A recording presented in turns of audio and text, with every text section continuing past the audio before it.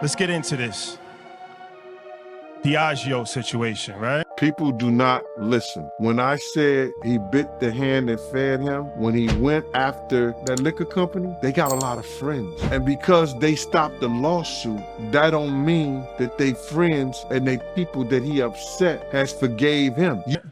So I want to talk about the relationship with Diageo. Forgive. They mustn't forgive him. Even though they stopped a lot of the stuff, lawsuits and things, they didn't forgive him. So this lawsuit that you brought against them, right? People might not know, but I think Pharrell was the actual first one to sue Diageo, and it was for unfair treatment. So you had a historic relationship with them, 15 years, going back to Ciroc, DeLeon. I never even heard of Ciroc until you started doing the commercials, blew it out the water. They didn't forgive him for doing that and bringing that type of attention to their company. So he made some enemies now. Some of the people that was his friends are his enemies. And they always want to show us, how dare you? I gave you millions of dollars and you turn around and you bite the hand that feeds you. So now, by him doing that, by him putting himself in that situation, he can no longer be the face of any brand for nobody. You had DeLeon and everything looked like it was on the up and up, owned by a black man and all that. So a lot of people was confused when the lawsuit came about. You shared some information with us when we came to your house that we wasn't aware of. So can you really talk about that? Because I think it's a very interesting case study for entrepreneurs to understand. Definitely. The situation's in the courts now, so I'm gonna share with y'all what I can. This is all public record. Hey, beautiful people. Welcome to part 3 of our P Diddy Diageo series.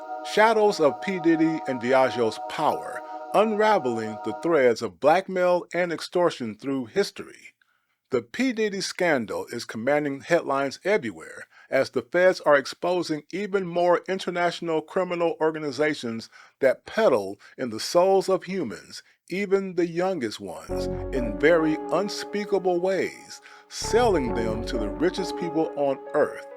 These wicked organizations are controlled by, or affiliated with, those who control big businesses and powerful governments, including charitable organizations and agencies that claim they are there to protect young little people. Consider the collapse of the Diddler's business deal with the old money behind liquor behemoth Diageo, which used to be called Guinness, as we said in the series before. Rapper and business mogul 50 Cent correctly observed that in the liquor business, certain power dynamics come into play when you try to go from being a front man for bottles in the club to now pressing for more ownership and control, especially when old money like Diageo has powerful connections to old money empires. Talk about that, right? Sire Spirits. Yeah. So, all right, Sire Spirits, completely black owned, like you said, liquor company. Talk about that, because I know you had challenges before that, right? So talk about that whole situation. Yeah, you have the experience with major corporations like me, my particular experience with Beam Suntory. It was great in the beginning. It's great for us to work for them. It is not so cool when you start to own things. You see what I'm saying? So I made a lot of money with them too. Like, there's a point, they did a deal that mirrored what Puffy's deal with Diageo was for Ciroc. So he didn't have ownership of that at any point, but he was getting a lot of money, like almost like $60 million a year at one point. So when you see him go to daily on is when you see him have some issues. And they not. It gets bad. You know, and these people have really strong relationships. Don't think that the civil case doesn't turn into a criminal case faster because he's making them uncomfortable. But basically, I was called to have a meeting with Diageo, and they knew that I was kind of killing things in the culture, and they were trying to fix their diversity problem. And through that, a meeting was set up, and I told them, you know, I want to be an owner. When you see him go to daily on is when you see him have some issues. And they not. It gets bad. And these people have really strong relationships. Don't think that the civil case doesn't turn into a criminal case faster because he's making them uncomfortable. I want to talk about Diageo. This is something we haven't talked about in a while. Now, for anybody who doesn't know, this is an international alcoholic beverage company. It's based in London. It is a major distributor of Scotch whiskey, producing major brands like Johnnie Walker, but they also have other liquors in their portfolio over the years. A lot of brands: Ciroc, Smirnoff, Bailey's, Tanqueray. They also own Guinness. And I want to talk about 2007, because in 2007, Sean Combs signed a deal with Diageo to promote Ciroc vodka. Many of you might remember those campaigns. But then in 2013, he purchased the brand De Leon tequila with Diageo. This was an interesting partnership. And Combs claimed that when Diageo bought competing tequila brands like Don Julio and Casamigos, they stopped giving De Leon as much attention. And Combs said it was because he was black. That I have these ideas from promoting parties at Howard, just remembering that I would always get the door and never get the bar. And so I said I have aspirations to have black-owned brands owned by black people behind the bar and a part of your organization. They're the biggest distributor of spirits in the world, biggest maker of spirits in the world. So we get a test project. I'm looking at their portfolio, and they say we could start something from scratch. But I'm looking at their portfolio, and I remember one night I was having a great time with Ciroc. I had some Ciroc. It was made by grapes, and I remember, having just such the greatest time. And so the light bulb went off in my head. I said, I don't want to wait and develop nothing. Let me show you what I could do with Ciroc. Let me show you how I could turn your revenue around. They were losing $40 million a year. And I went and turned it around and took it to 2.6 million cases from 40,000 cases. Okay? And so this is something that's never been done. Clap it up for that. And he didn't just imply that, he stated that in a lawsuit. I want you to take a look at some of the first lines of this lawsuit that he filed against Diageo. It was filed on behalf of Combs Wine and Spirits LLC. It reads, quote, "Cloaking itself in the language of diversity and equality is good for Diageo's business, but it is a lie. While Diageo may conspicuously include images of its black partners in advertising materials and press releases, its words only provide the illusion of inclusion. As Combs Wines and Sean Combs have experienced firsthand, Diageo, by and through its parent company's chief executive officer, Ivan Menendez, has proven unwilling to treat its black partners equally, even when explicitly required by contract to do so." When you see him go to De Leon is when you see him have some issues. And then it gets bad. And these people have really strong relationships. Don't think that the civil case doesn't turn into a criminal case. They didn't forgive him for doing that and bringing that type of attention to their company. So he made some enemies now. Some of the people that was his friends are his enemies. And they always want to show us, how dare you? I gave you millions of dollars and you turn around and you bite the hand that feeds you. So now, by him doing that, by him putting himself in that situation, he can no longer be the face of any brand for nobody. The complaint goes on to say that rather than equal treatment, Diageo has treated Mr. Combs and his brands worse than others because he is black. Diageo has typecasted Ciroc and De Leon, apparently deciding they are black brands that should be targeted only to urban consumers. Diageo's president of reserve and new business, Stephen Rust, directly acknowledged the company's racist undertones in 2019, telling Mr. Combs that some within Diageo's leadership resented him for making too much money. He also admitted that Mr. Combs' race was part of the reason Diageo limited the neighborhoods where the Combs brands were distributed. If Mr. Combs were Martha Stewart, Mr. Rust said, things would be different. And so 15 years later, even though I had that success, I was always fighting for Ciroc not to be pigeonholed, not to be pigeonholed as a black brand, not to be pigeonholed as an urban brand. I already went through that. I went through that with Sean John. They put me in the urban section. I had to go and disrupt the fashion industry, pull up on Fashion Week, and show them what that black excellence swag is about. And that's what we did with Sean John. And so with Ciroc, it was the same thing, get into the spirits industry. No matter what industry I went into, I always came up against this ceiling that they just wanted to keep me in the colored section. I would say for businesses, you have white-only business, just like you have white-only bathrooms back in the days, and you have black-only business. And so my fight is to always make sure that we could just do business. I want to be treated equally like anybody else. And so that's what the fight is about. And it's not me just fighting for me, I'm fighting for us. We're also very proud of our inclusive and diverse culture. However, there's always more work to do, and we continue to improve and advance our programs.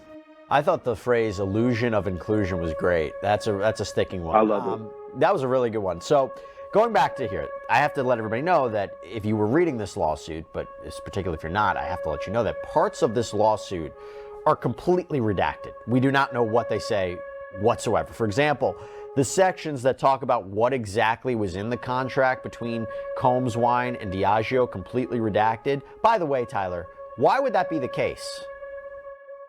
Well, there may be some trade privileges there, some information that's protected and could go to their underlying business strategy and how they decide to enter into partnerships. So they probably did not want that information being public and disseminated broadly. That's a good point. That's a good point. But Combs does say that he was able to leverage his influence to market Ciroc vodka, saving a struggling brand. The complaint states, quote, Mr. Combs' impact is proven by the numbers. In 2007, Ciroc sold only about 75,000 cases per year. In just 2 years after Mr. Combs began promoting Ciroc, annual sales grew to about 400,000 cases. And by 2014, sales of Ciroc had grown by over 3,000% since Mr. Combs began marketing it to approximately 2.6 million cases sold per year. Due to the power, reach, and efforts of Mr. Combs, Ciroc went from just another vodka to $1 billion spirit brand known by millions. Tyler, I'll just stop right there. I don't know if those numbers are accurate, but I wouldn't be surprised because I always equated Ciroc with Sean Combs.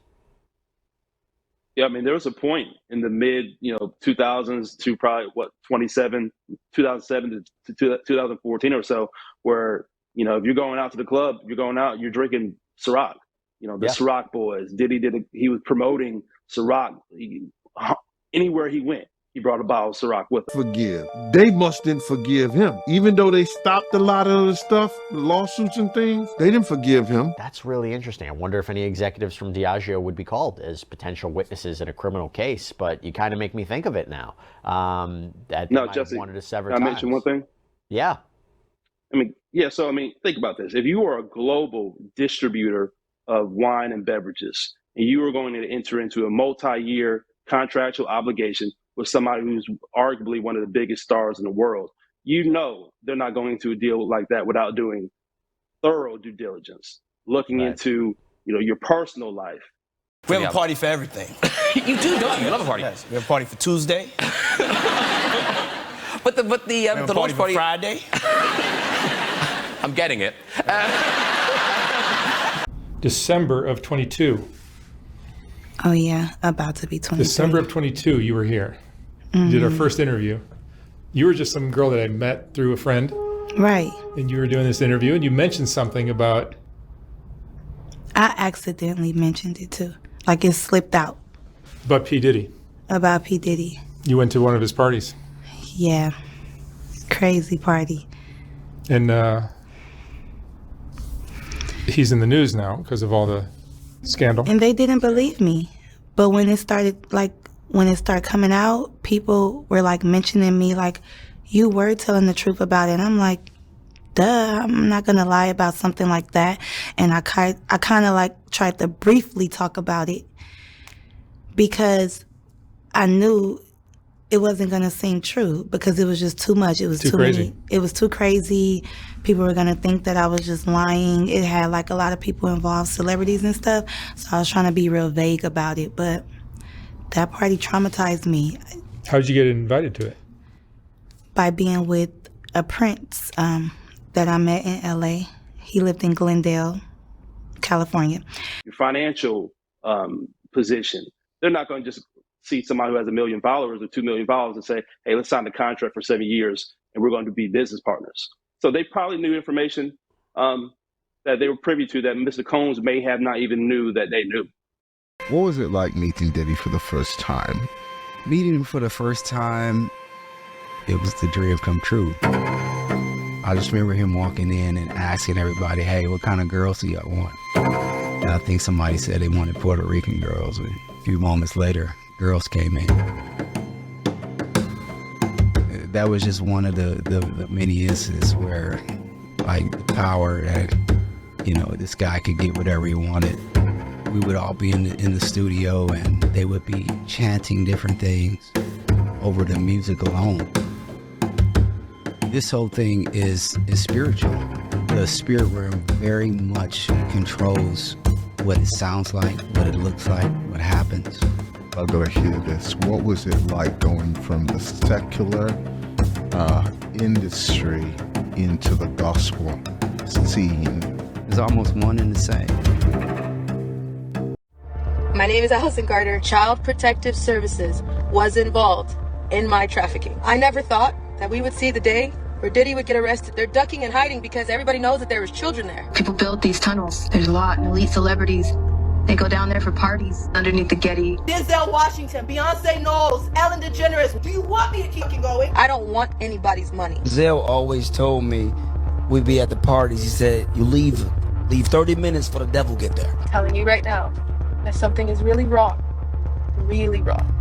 The world will find out soon. But then if you couple that with what the indictment says that he had been engaging in criminal conduct since 2008. So they should have known at the time they entered into the agreement with them, if they really did the due diligence, what might have been happening. So it does become, I'm not taking away with what you're saying, but it does become interesting if they did know something when they found out. Ciroc and DeLeon, they are now owned solely by Diageo, and many have speculated that Combs' problems with this liquor company were a sign of what was to come, just an onslaught of legal filings. What made Diddy so cocky that he thought he could challenge the powerful Diageo at their own game? Was his ego and power based on the danger of his vast collection of naughty videos of powerful people in compromising bedroom situations? Did he have some Diageo leaders on surveillance tapes? Consider the scandal involving the buying and selling of men by the former CEO of Abercrombie & Fitch to rich and powerful people all over the earth. It is rather peculiar that, though he was under investigation prior to 2024, the feds brought charges after the Diddler was arrested and reportedly locked up, though it would be nice to see an actual video of Diddy in jail to confirm, if you know what I mean. Coincidence? Consider the recent police raids of 9 Houston area restaurants where international migrant gang members are accused of selling migrant women, some very, very young, against their will to willing customers. Something similar is also happening in New York, Gotham City. Coincidence? Are they all connected somehow? The Jeffrey Epstein scandal, you know what that means, that has ensnared rich and powerful people in Hollywood, Washington, and the capitals of the world, allegedly with whispers of well-known celebrities, pro-athletes, the Clintons, the Obamas, even the Donald himself. Diddy, who still proclaims his innocence, insists on testifying when his trial starts next year. Will he only testify about himself? Or will he do a Nino Brown from New Jack City and start naming names until they dismiss the case? Will he get revenge on the leaders of Diageo after doing business with him for 10 years while he allegedly used their bottled product to intoxicate victims and willing participants in his unspeakable hedonism by exposing those who attended the unspeakable parts of his after parties and might be on video? Surely after all those years, some influential Diageo executives attended something. What do all of these scandals share? Well, blackmail and extortion. Have you ever considered the possibility that the feds planted secret surveillance devices in Diddy's mansions as they kept tabs on him for years. Remember, he's a plant, they say. He's supposed to be a plant. Diddy had his surveillance videos, but the spy agencies of Washington likely had theirs too. My friends, be sure to like this video and subscribe to this channel, as in this video, the long-awaited part 3 of the series, we dig even deeper into not just the failed Diageo deal with Diddy, but how the predecessor of Diageo, Guinness, itself had influential leaders who allegedly operated a blackmail operation similar to how Diddy has been doing in the hip-hop entertainment industries and world of power brokers. In other words, we are diving deeper into the Guinness family saga, which is full of twists and turns, including a down-low male member whose love of men nearly 100 years ago may have delighted the dark Diddler and the former CEO of Abercrombie. From their royal connections and powerful political plays, to scandals and secret lives, the Guinness family mystery before it became Diageo is a story that never ceases to intrigue, and we're here for it. In the dimly lit corridors of power, where secrets fester and reputations hang by a thread, the shadows of blackmail and extortion loom large. From the clandestine rituals of ancient mystery cults to the high-stakes drama of modern celebrity scandals, the insidious grip of coercion has threaded its way through the fabric of history. This investigation seeks to unearth the narratives of manipulation and influence, exploring how the interplay of power, secrecy, and intimidation has shaped lives and legacies. But first, let's briefly explore the dark history of blackmail and extortion going all the way back to the ancient mystery cult days. The origins of blackmail can be traced to ancient civilizations where powerful figures wielded their influence to manipulate others. In the heart of Mesopotamia, the Code of Hammurabi established a legal framework that recognized extortion as a crime. But the murky waters of secrecy flowed deeper. Ancient mystery cults, like the Eleusinian Mysteries, thrived on the promise of enlightenment, demanding loyalty through fear of exclusion or divine retribution. A few even relied on fornication rituals during the peak parts of the 4 seasons to summon their gods of fertility, much like the dark, unspeakable after-parties the Diddler hosted after midnight. Even his former bodyguard, Gene Dill, recalled a time Diddy participated in an unspeakable intimacy ritual in the hills in the wee hours of the morning, just as the winter solstice was at its peak. Such rituals have gone on for centuries, even during an era of ancient Greek and Roman mystery cults, its participants sworn to secrecy. Was this coercive loyalty akin to the blackmail we recognize today? Fast forward to the 18th century, the same century when the Guinness beer empire was born, where whispers of scandal erupted from the Hellfire Clubs, notorious for their debauchery and secrecy. Allegations of blackmail circulated among the elite, as members threatened to expose one another's indiscretions. The specter of coercion loomed, intertwining pleasure and fear in a toxic dance of secrecy. Step into the shadows of history, uncovering the tantalizing secrets of the Guinness family, from their brewing beginnings in 1759 to the high-stakes business shifts under Diageo. This isn't just about beer, it's a tale of power, politics, and a dash of mystery.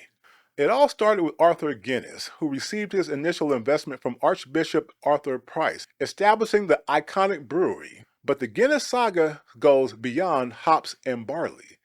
Through the centuries, the Guinness family wove a web of connections with European royalty and powerful old money families. Strategic marriages and high society mingling kept them at the top of their game. The Guinnesses weren't just brewing beer, they were brewing influence. Their ties to European aristocracy were strengthened through marriages and business deals. Olivia Whitmore, Arthur Guinness's wife, brought aristocratic connections into the mix. This integration with royalty gave the Guinness family a certain untouchable allure, their brews flowing freely in royal households across Europe. The 19th century brought a proliferation of scandals that would make any detective's heart race. The duel of pistols in 1832 became a sensational affair when accusations of blackmail surfaced between the two aristocrats. Honor, reputation, and coercive threats collided in a tragic intersection of pride and power. In the late 1800s, the blackmail of the Great Eastern exemplified the financial vulnerabilities of the era. A group of investors attempted to extort money by threatening to expose financial improprieties. The era's corporate landscape was fraught with manipulation, and as urbanization surged, so did the opportunities for nefarious dealings. Fast forward to the late 19th and early 20th centuries, where family members like Walter Edward Guinness, 1st Baron Moyne, held significant political clout. Walter, who was close to Winston Churchill, served as a British minister resident in the Middle East during World War II. His assassination by the militant Zionist group Lehi added a layer of dark intrigue, fueling conspiracy theories about political motives and depth of his ties with Churchill. As the 20th century waned, Guinness faced its biggest transformation yet. Enter Diageo. The shift from the family-controlled Guinness to the corporate giant marked the end of an era. The old ties to European royalty and old money families faded into the background, replaced by modern corporate strategies and global marketing deals, including a notable one with Sean P. Diddy Combs. In these circles, blackmail is as good as gold, and spying on enemies and friends is key. The 20th century ushered in a new age of surveillance and manipulation. J. Edgar Hoover, the enigmatic director of the FBI, harnessed the power of information as a tool of intimidation. His files on politicians, civil rights leaders, and public figures became instruments of control, with whispers of blackmail echoing through the halls of government. Fear became a weapon, silencing dissent, maintaining a grip on power. Meanwhile, the rise of celebrities introduced a new layer of complexity to the narrative of coercion. In the modern era, figures like Sean P. Diddy Combs became entangled in allegations of extortion that mirrored the tactics of their predecessor. His lawsuit against Diageo ignited debates about the nature of power and influence within the music industry. Was this legal maneuvering a mere dispute, or was it a strategic play in a game of blackmail? As the 1980s dawned, the Guinness scandal shook the foundations of corporate governance. Behind closed doors, the company engaged in manipulative practices to inflate its stock price.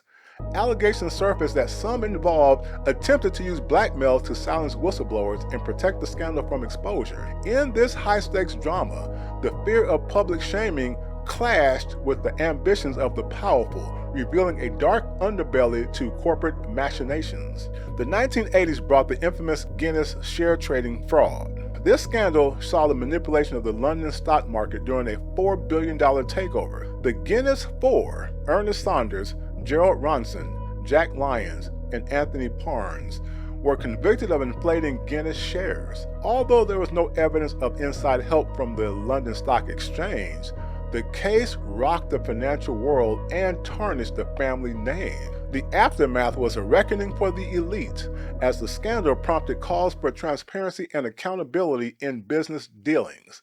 The legacy of fear and intimidation persisted, a stark reminder of the lengths individuals would go to protect their interests. A series on Netflix called House of Guinness delves into the family's rise and the so-called Guinness curse, tragedies and untimely death that plagued the clan, similar to those around the Diddler and other powerful people today. The series highlights how these events, combined with their scandalous history and powerful connections, crafted a narrative of both prestige and peril. The Guinness story is a blend of ambition, power, and secrecy. From their early days navigating royal circles to their modern-day business maneuvers, the family's legacy is as complex and rich as their brews. The tale of the Guinness family isn't about what's in the glass, it's about the secrets behind it. Stay tuned, folks. This historical deep dive into the House of Guinness proves that where there's smoke, there's fire, and sometimes where there's beer, there's scandal. From ancient times to the contemporary era, The threads of blackmail and extortion weave through the tapestry of history, revealing a pattern of coercion that defies the age. Each scandal, each whisper, and each legal battle serves as a testament to the enduring nature of power dynamics in society. As we reflect on these stories, we must ask ourselves, how do the shadows of power continue to influence our lives today? Are we aware of the coercive tactics that shape our institutions and public figures? The echoes of blackmail and extortion remind us that in the labyrinth of power, secrets lurk, and the quest for truth is an ever-unfolding mystery. In the end, the real question remains, when will the veil of secrecy lift? And who will dare to expose the hidden truths lurking in the shadows? The investigation is far from over. The pursuit of justice continues, and the next chapter of this unfolding mystery awaits. Until the next video, brothers and sisters, take care. You got 10 minutes to find your spot on the dance floor. We're gonna count it down from the roof, and I wanna be able to see all your beautiful faces. So get your drink, get beside your loved one, and let's get ready. 2018, that's to make sure that you pursuing your dream, that you're staying focused. Let's go. Let's keep going forward. I don't go backwards. I don't go to the side. I go forward. Let's go. Okay? Let's go means let's be positive. Let's take it up another notch. Let's go. Let's make these hits. Let's go. Let's go spend time with our kids. Let's go. Let's give thanks to God. Let's go. You know, let's turn it up. Let's get in the vocal booth. Let's stop procrastinating. Let's go.